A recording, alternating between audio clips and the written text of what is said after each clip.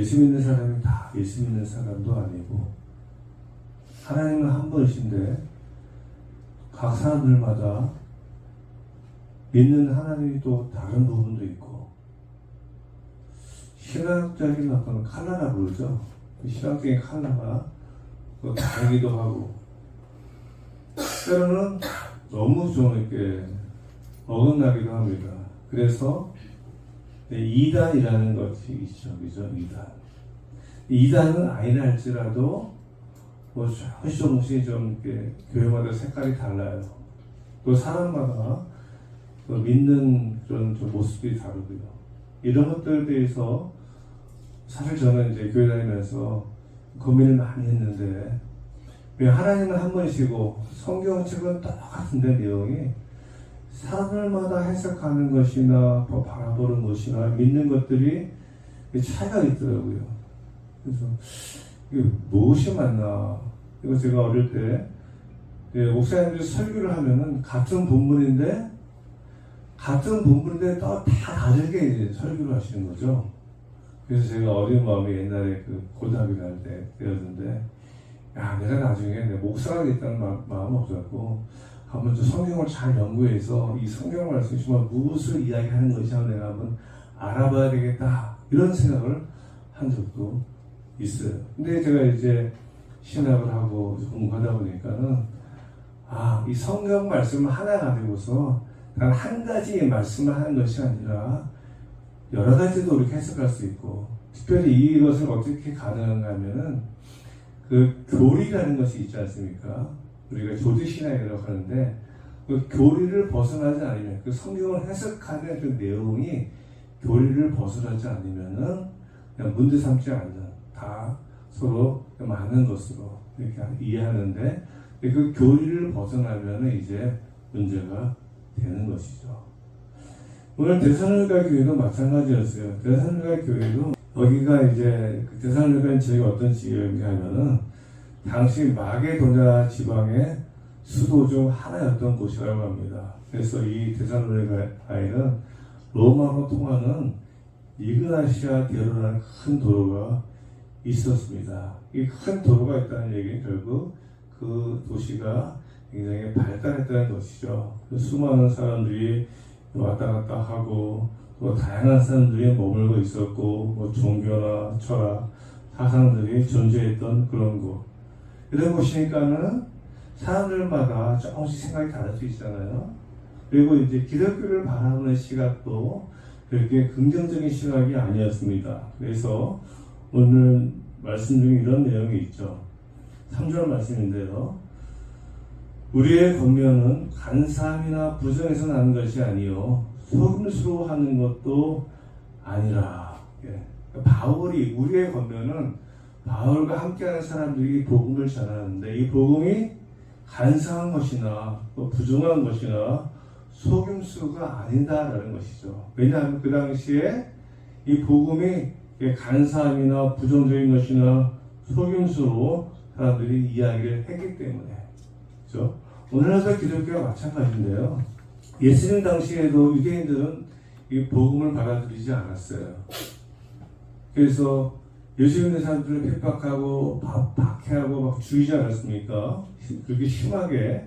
그러니까 예수 믿는 사람들이 전하는 하나님의 말씀을 믿지 않는 것을 넘어서 이것을 전하거나 믿는 사람들을 핍박하고 박해하고 심지어 죽이는 일까지 있었지 않습니까? 오늘날은 그러한 일은 일어나지 않지만 여전히 오늘날도 이 하나님의 말씀에 대해서, 복음에 대해서 받아들이지 않는 사람들이 많습니다.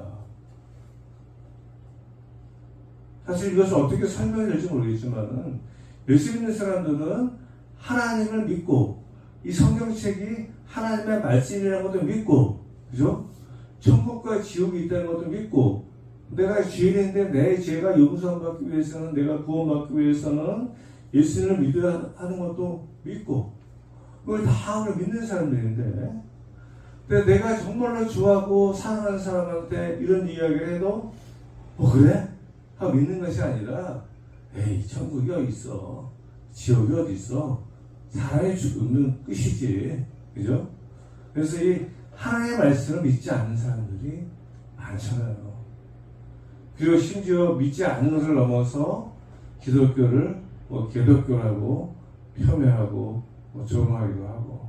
물론 이렇게 이야기하는 이유 중에 한 가지가 예수 믿는 사람들이 예수 믿는 사람처럼 잘 못 살아서 그렇게 하는 부분도 있지만 그들은 성경을 하나의 말씀으로 믿지 않습니다.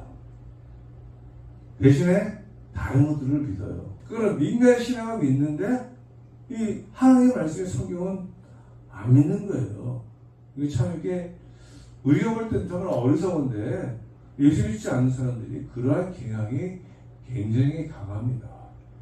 그러니까 이상하게 무속신앙 이런 것들에 대해서 빠져있는 또 이제 민간 신앙 정말 그런 것들이 사실인 것처럼 이렇게 말하는 사람들이 있고 믿는 사람들도 많이 있어요. 근데 진짜 하나님에 대해서는 우리가 생각해도 오직 그런 것을 믿으면서 하나님 믿지 않나 이렇게 우리가 의아할 정도로 이 기독교에 대해서는 부정적인 사람들이 많지 않습니까? 아무튼 우리는 예수 믿는 사람들은 그렇지 않죠. 그래서 사도 바울이 이런 마음이 있는 거예요. 안타까운 마음이 있는 거예요. 오늘 우리 예수 믿는 우리들에게도 예수 믿지 않는 사람들에서 안타까운 마음이 있는 것처럼 사도 바울도 데살로니가 교회에 이런 소문이 있으니까는 간사함이나 부정이나 속임수로 한다 이런 얘기 있으니까는 안타까운 마음을 가지고 사도 바울이 편지하는 것이 우리의 권면은 간사함이나 부정에서 나는 것이 아니고 속임수로 하는 것도 아닙니다 라고 아주 간절한 마음으로 이야기하는 거예요. 우리는 알고 있죠. 믿고 있죠. 예수로 말미암아서 우리 죄가 용서함을 받고 예수로 말미암아서 저와 여러분의 구원을 받았고 예수로 말미암아서 저와 여러분이 천국을 소유한 천국 백성이 되었고 예수로 말미암아서 저와 여러분이 하나님의 자녀가 되었고 예수로 말미암아서 저와 여러분이 당한 모든 환난과 고난 속에서 믿음으로 승리할 수 있고요. 예수로 말미암아 걱정과 근심과 두려움이 아니라 감사와 기쁨의 평강의 삶을 살아갈 수가 있는 것이죠. 그것이 믿음으로 살아가는 우리의 모습이에요. 2절에 사도 바울이 무엇이라고 증거하는가에는 2절 말씀을 같이 볼까요? 2절 말씀 시작. 너희가 온 바와 같이 우리가 먼저 빌립보에서 고난과 능력을 당하였으나 우리 하나님을 신고 많은 사람 중에 하나님의 복음을 너희에게 전하였노라. 사도 바울이 전하는 것이 어떤 거짓말이 아니고 속임수가 아니고 부정한 것도 아닌데 그 증거가 무엇인가 하면 너희가 아는 바와 같이 우리가 먼저 빌립보에서 고난과 능력을 당하였으나 라고 합니다. 사도 바울이 데살로니가에 오기 전에 빌립보에 있었는데 빌립보에서 복음을 전했는데 빌립보에서 고난과 능력을 당했다라고 이야기합니다. 그 내용이 어디 나오는가 하면 사도행전 16장에 나와 있어요. 사도행전 16장에 보면은 바울의 일행이 빌립보에서 이제 기도하는 곳으로 가다가 빌립보에 점치는 귀신 들린 여종 하나를 만납니다. 여종인데 이 사람이 점을 쳐요. 귀신이 들려가지고. 근데 죄송하지만 점치는 사람들이 귀신 들리면 여러분 아세요? 점치는 무당이나 그런 사람들이 점치기 사람들이 귀신이 들린 거 아세요? 그들은 귀신이 들렸다고 안 하죠. 뭐라고 이야기하죠? 신 들렸다고 하잖아요. 그죠? 그래서 그런 의식을 취합니다. 근데 어떤 그런 것이 오면은 그런 의식을 취하고 무당이 되는 거예요. 신 들렸다고 하잖아요. 귀신이에요. 귀신. 그래서 무당들은 다 귀신 들린 사람들이고 그 귀신의 힘을 빌려서 점을 치는 겁니다. 그래서 무당들마다 자기가 모시는 신이 있어요. 다 있습니다. 한번 궁금하면 한번 찾아가 보세요. 점집에 찾아가 물어보세요. 저도 제가 남자 박수무당인데 제가 그 사람 전도하고 갔다가 그 사람 자기가 고백한 자기는 염라대왕 신을 믿는데요. 저한테 하는 소리가 목사님이 믿는 신, 모시는 신이 저보다 큰 신인데 저는 염라대왕 신을 믿습니다. 하나님이 자기 염라대왕보다 큰 신인 걸 알더라고요. 하여튼 제가 여기 대해서 구체적으로 설명하면 길어지니까. 아무튼 이 당시에도 귀신 들리는 그 여종이 점을 치는 거예요. 그래서 여종이 점을 쳐서 자기 주인에게 많은 이득을 주었던 모양이에요. 종이 점쳐가 돈 벌어가지고 주인에게 줬어요. 근데 문제는 이 여종이 바울 일행을 따라다니면서 뭐라고 이야기하는가 하면 이 사람들은 지극히 높은 하나님의 종으로 구원의 길을 너희에게 전하는 자다 이렇게 이야기하는 거예요. 귀신들도 용하다니까요. 진짜 용합니다. 그러니까 맞추는 거죠. 하나님과 비교할 수 없어요. 제가 경험한 그 귀신처럼 그 무당처럼 똑같은 얘기를 하는 거예요. 이 바울의 일학 이 사람들은 지극히 높으신 하나님의 종으로 자기가 모시는 귀신보다 높은 하나님이라는 거예요. 구원의 종 길을 너희 전하는 자라고 날마다 소리를 지르는 거예요. 그러니까 바울이 그냥 귀찮아가지고 시끄러워가지고 귀신을 쫓아가고 있어요. 어떻게 쫓아냈는지 나오지 않았지만 귀신을 쫓아냈더니 그 후부터 그 여종이 점을 칠 수 있어요 없어요? 못 치죠. 그래가지고 점을 못 치게 된 거예요. 그러니까 그 여종의 주인이 화가 나가지고 바울과 시라를 잡아서 감옥에 가둡니다. 그래서 이 일로 말미암아서 바울과 신라가 감옥에 갇혀요. 그래서 성경에 사도행전에 이렇게 나와요. 이 사람들이 우리 성을 요란케 하고 로마 사람들이 받지도 못하고 행하지도 못할 풍속을 전한다고 고발하면서 결국 관리들이 그들의 옷을 찢어 벗기고 매로 치라고 합니다. 귀신 쫓아냈다가 못 찢김을 당하고 배 맞고 감옥에 갇혀요. 이것이 오늘 바울이 이야기한 빌립보에서 고난과 능력을 당하였습니다.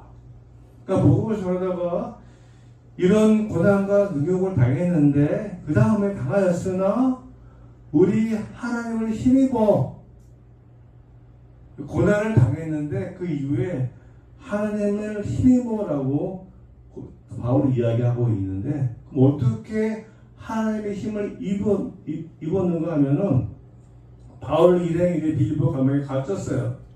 갇혔는데 그 감옥에 어떤 일이 일어났는가 하면 갑자기 지진이 나더니 옥터가 흔들리고 감옥의 터가 막 흔들리고 모든 옥문이 열려지게 되었습니다. 그러자 이것을 보고 간수가 놀라가지고 놀래죠. 그리고 제수들이 막 도망을 갈 수 있잖아요. 옥문이 열리니까는 간수가 너무나 두렵고 떨려서 스스로 자결을 하려고 합니다. 간수가 스스로 자결을 하려고 하니까 사도 바울이 이야기해요.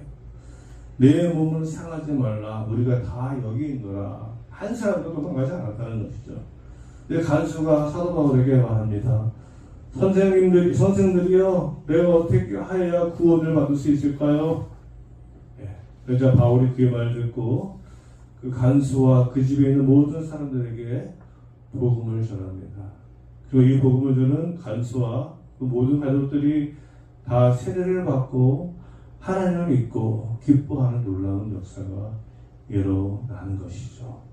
그래서 바울이 오늘 이 이야기를 하고 있는 거예요. 그래서 바울이 데살로니가에 오기 전에 빌립보에서 수많은 매를 맞고 또 착고의 죄인처럼 감옥에 갇혔지만 이거 놀라운 하나님의 능력을 경험하였기 때문에 사도 바울은 데살로니가에서도 두려움에 떨지 않았어요. 여러 가지 핍박과 환난이 있음에도 불구하고 복음을 전하는 것을 멈추지 않았던 거예요. 그들은 감옥에서 기도하고 하나님을 찬양했습니다. 복음의 능력이 있어요.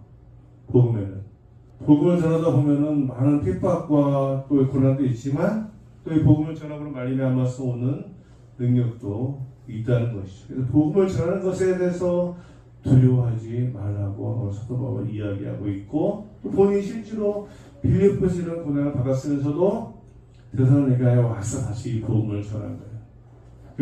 그리고 바울은 자신이 데살로니가에 와서 어떻게 복음을 전했는지 4절에 말씀하고 있습니다. 4절 말씀 같이 4절 말씀 시작. 우리 하나님께 옳게 하심을 입어 복음을 의다 받았으니 우리가 이와 같이 말하면 사람을 기쁘게 하려 함이 아니요 우리 마음을 감찰하신 하나님을 기쁘시게 하려 함이라. 예, 복음을 전하는 것이 참 중요한데요. 어떻게 전했는가 하면 사람을 기쁘게 한 것이 아니고 누구를 기쁘게 했다고요? 하나님을 기쁘시게 했다.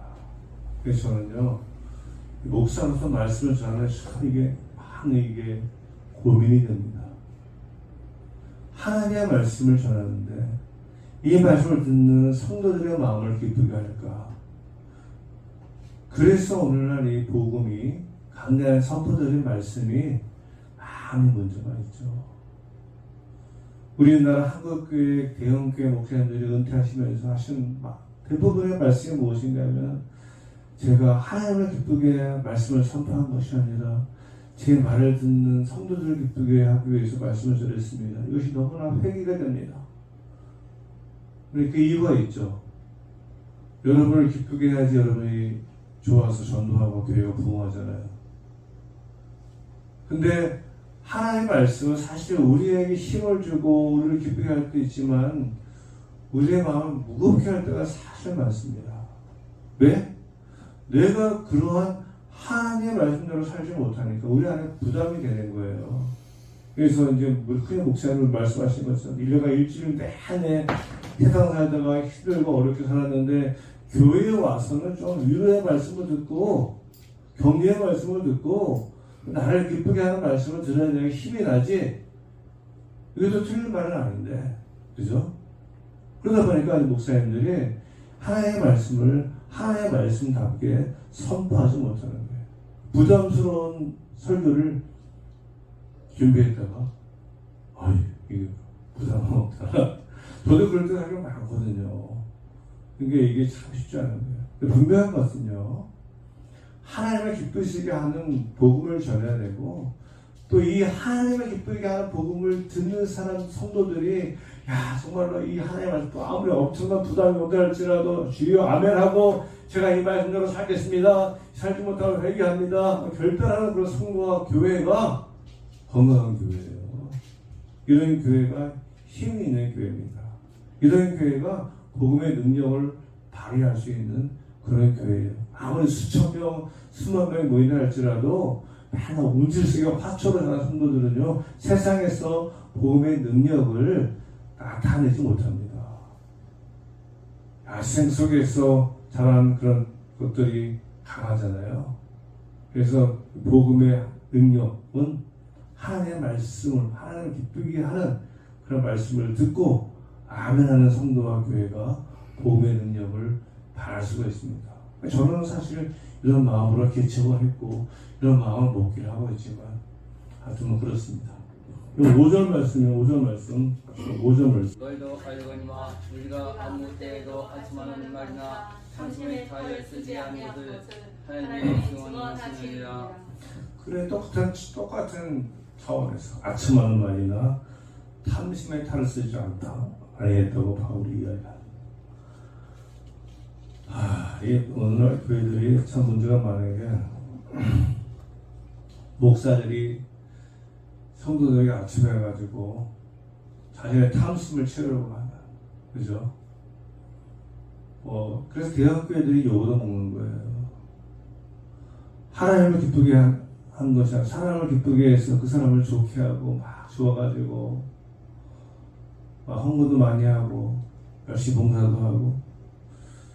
교회는 이런 차원이 아닙니다. 성도들을 막 이렇게 기분 좋게 해가지고 내가 기분 좋으니까 목사님이 너무 기분 좋게 했으니까는 내가 충성해야지, 헌신해야지, 봉사해야지. 이런 게 아니에요. 하나님의 말씀을 듣고 내한테 깨달음이 있어서 내가 열심히 교회를 위해서 하나님의 나라를 위해서 희생하고 헌신하고 봉사하며 나의 삶을 이렇게 살아야지 이렇게 되는 게 맞는 거지. 내가 목사님 때문에 목사님이 너무 저렇게 하니까는 그게 정말로 인간적인 어떤 감정이 듭니다. 믿음의 감정이 아니라 어떤 인간적인 감정인 거예요. 그 인간적인 감정은 언제든지 서로 감정이 상하면은 쓰러질 수가 있어요. 하지만 믿음으로 든든하게 서 있으면 인간적인 감정이 마음이 좀 서운해도 내가 목사님 보고 교회 다니나 하나님 보고 교회 다니지. 내가 목사님 보고 헌금하나 하나님 보고 하는 거지. 내가 목사님 보고 일하나 하나님 보고 하는 거지. 이렇게 바뀌는 거예요. 목사님 보고 하면은 여러분 시험 듭니다. 저들은 저보고 가지 마세요. 저도 똑같이 여러분과 똑같은 부족한 죄인일 뿐입니다. 목사님 보고 저기 옷을 너무 좋아. 너무 거룩해.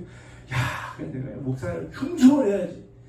전 목사한테 충성해요. 하나님께 충성해야지. 그러니까 이렇게 목사들이 자기한테 충성하니까 이제 탐심을 갖는 거예요. 네. 사도 바울은 그렇게 하지 않았다는 것이죠. 6절 말씀에 또한 우리는 너희에게서든지 다른 이에게서든지 사람에게서는 영광을 구하지 아니하였노라. 예.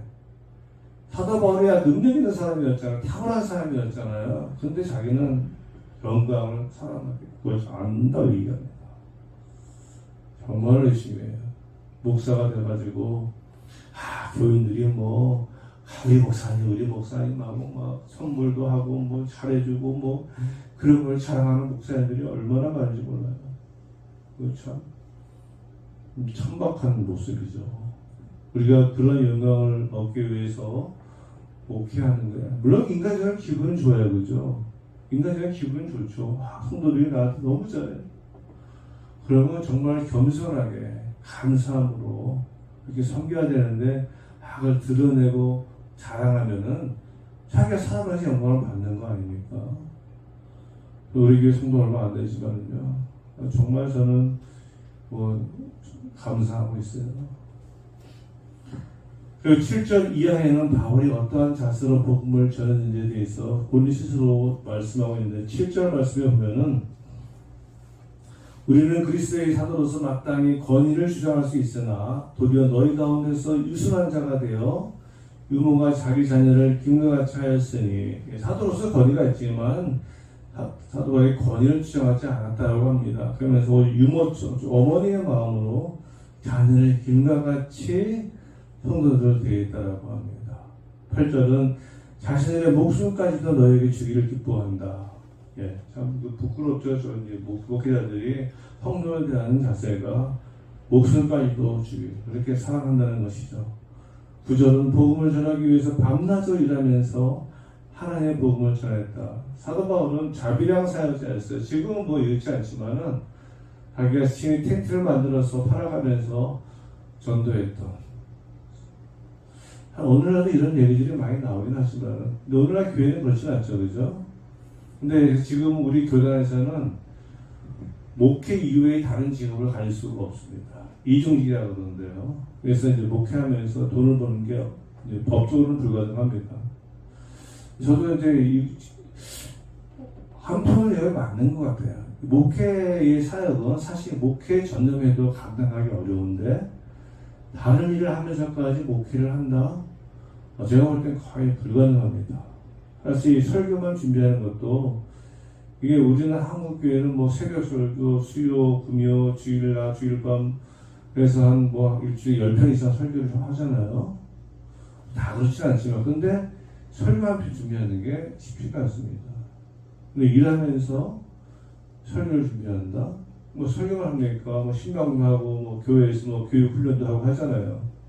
그런 건 어렵면 아무튼 사도 바울 당시에는 사도 바울은 수백 전도자이기 때문에 가능한 것이죠. 목회하는 것이 아니라 사도 바울에게 다니는 전도했기 때문에 그런 가능했는데 사도 바울은 아마 이렇게 하는 것이 바로 왜 그런가 하면은 다른 사람들에게 피해 주지 않기 위해서. 그래서 사도 바울은 복음을 전하기 위해서 밤낮으로 일하면서 하나님의 복음을 전했다고 고백합니다. 11절은 아버지가 자녀에게 하듯 권면하고 위로하고 경계했다고 말하는데요. 이 말씀은 무슨 말씀인가 하면요.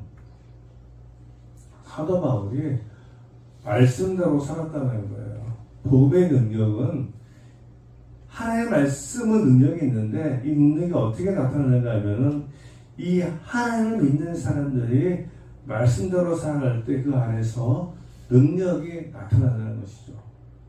믿는 사람들에게서 나타나는 능력은 무엇인가 하면은 그 사람이 하나님의 말씀대로 살아갈 때 그 사람에게서 복음의 능력이 나타난다는 거예요. 교회도 마찬가지죠. 교회도 하나님께서 원하시는 하나님께서 기뻐하시는 그런 모습으로 사역을 하는 그 교회를 통해서 하나님의 능력이 나타나지만 그렇지 않으면 하나님의 능력이 나타나기는커녕 많은 사람들에게 지탄의 대상이 되는 거죠. 오늘 한국교회 대형교회 모습들이 그렇지 않습니까? 이 큰 교회들이 정말 그 사람 원래 그 큰 교회에서 복음의 능력이 나타나야 되는데 그 큰 교회가 아주 지탄의 대상이 돼서 한국교회가 어려워지고 있어요. 오히려 이름도 없이 빛도 없이 영향 보이지 않는 작은 지하 개척교회에서 섬기는 목사님들이 오히려 그분들 속에서는 복음의 능력이 나타나지만, 그래서 복음의 능력은 하나님을 믿는 사람들이 하나님의 말씀대로 살아갈 때, 또 이 교회들이 하나님께 기뻐하시는 그런 모습으로 교회가 나아갈 때 거기서 복음의 능력이 나타나는 것이죠. 오늘날 예수 믿는 사람들이 많이 있지만은 왜 이 예수 믿는 사람들에게서 복음의 능력이 나타나지 않는 겁니까? 오늘 사도 바울처럼 말씀대로 살지 않았기 때문에, 하나님의 말씀대로 우리가 살아가게 되면은 거기서 복음의 능력이 나타나는 것이죠. 오늘 이건 쉽지 않습니다. 힘들고 어렵죠. 저도 제가 목사로서 살아가면서 때는 인간적으로 생기는 감정 때문에 화도 나고, 이 복음의 능력이 나타나지 않는, 이럴 때는 내가 그냥 주여, 이 목사를 그만둬야 되든지 그럴 때가 있어요. 제가 이제 목사로 살아가면서 주변에 예수 믿지 않은 친구들이 목사님 보니까는 목사님 같네. 그럼 뭐 그게 복음의 능력이 나타나는 것이죠. 근데 목사님 보니까 목사 같지가 않네. 그것이 복음의 빛이 사라지는 거예요. 마찬가지죠. 이 말씀을 맺겠습니다. 바울은 복음의 능력을 알았죠. 그래서 바울이 복음을 전하고 다임으로 말미암아서 수많은 환난과 박해와 고난을 받았지만 포기하지 않았습니다. 특별히 빌립보에서 자기에게 일어난 그 일로 말미암아서 바울은 이 복음의 능력이 있구나. 하나님이 이렇게 역사하시는구나. 그러니까 거기서 빌립보에서 그 큰 고초를 당했지만 그치지 않고 여전히 데살로니가에 가서 복음을 전했던 것입니다. 더불어 저와 여러분 마찬가지죠.